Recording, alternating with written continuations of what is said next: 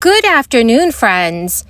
Happy January 7th to all of you. Friends, shocking new information has just been released by the Biden administration, and changes may be coming very soon to monthly benefit checks. This will include possible benefit amount increases.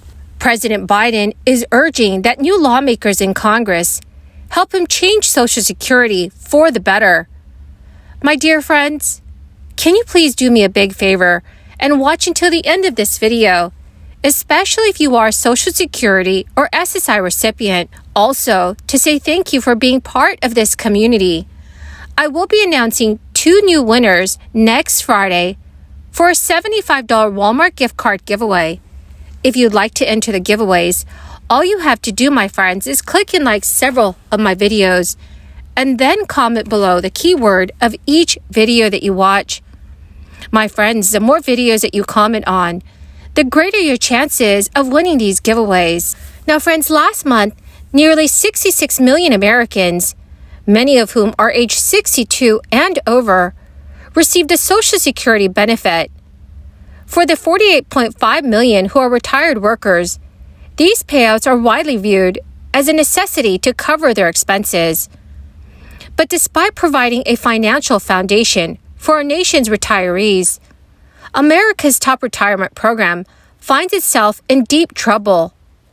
President Biden believes he has a solution that can resolve what ails Social Security, but he's going to need the help of the newly elected lawmakers to repair it. For each of the past 83 years, the Social Security Board of Trustees has released a report that's examined the financial status of the program over the short term, which is 10 years, and long term, which is 75 years. The trustees' report effectively acts as a Social Security balance sheet and allows anyone to see how revenue is collected and where those dollars end up. In addition to backward-looking financial data, the trustees' report factors in changing macroeconomic and demographic factors to determine the financial health of Social Security. The 2022 trustees' report showed that Social Security had dug its largest hole yet, an estimated $20.4 trillion funding shortfall through the year 2096. So for what it's worth, every trustees report since 1985 has projected a long-term funding shortfall. Social Security's increasingly dire financial footing is primarily a result of democratic shifts, a lower amount in net immigration into the country over 2 decades, and growing income inequality, among other factors. According to the experts, with these changes weighing on the worker-to-beneficiary ratio, it would appear the program's financial foundation will only worsen. Based on last year's projections, the asset reserves for OASI, which stands for Old Age and Survivors Insurance Trust Fund, are expected to run out by the year 2034. The OASI is a trust responsible for paying benefits to 48.5 million retired workers each month, as well as nearly 5 million survivors of deceased workers. If this excess cash were to be exhausted within the next 12 years, the trustees believe an across-the-board benefit cut of 23% to sustain payouts through the year 2096. For context, a 23% benefit cut would reduce the average Social Security check by roughly $420 per month or $5,000 per year. While Social Security is in no danger whatsoever becoming insolvent, the size of Social Security checks paid to retired workers 12 years from now is very much in question. In 2020, prior to his election as U.S. President, Joe Biden released a plan that he believed would strengthen Social Security for decades to come. Although there are 4 Social Security changes that Biden is seeking, 2 stand out as a key to shoring up the program.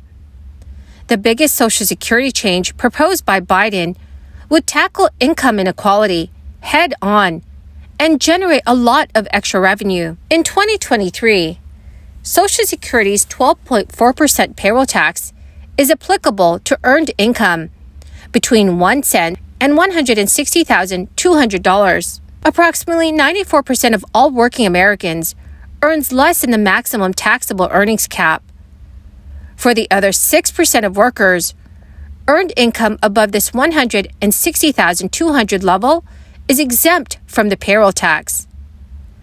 Biden's proposal would create a donut hole between the maximum taxable earnings cap and $400,000, where earned income would remain exempt, as well as reinstate the payroll tax on earned income above $400,000. Since the maximum taxable earnings cap tends to rise over time with inflation, this donut hole would eventually close decades down the line. The immediate increase in payroll tax revenue should push back the asset reserve depletion date of the OASI. The other notable Social Security change that President Biden is seeking is the replacement of the program's measure of inflation. Biden would like to see the Consumer Price Index for the elderly used to calculate COLA instead of a CPIW. The CPIE specifically tracks the spending habits of older Americans, which would likely provide a larger annual cost of living adjustment. So, dear friends, do you agree that the COLA should be based on the CPIE instead of the CPIW? Please let me know your thoughts in the comments section below. Well, my amazing and most beautiful friends, that is the end of my daily stimulus update video for this Saturday afternoon. Thank you so much, friends, for being part of this community. To show my appreciation, I'm going to announce 2 new winners next Friday for the Walmart gift card giveaway. If you'd like to enter the giveaway, all you have to do, my friends, is click and like several of my videos, and then comment below the keyword of each video that you watch.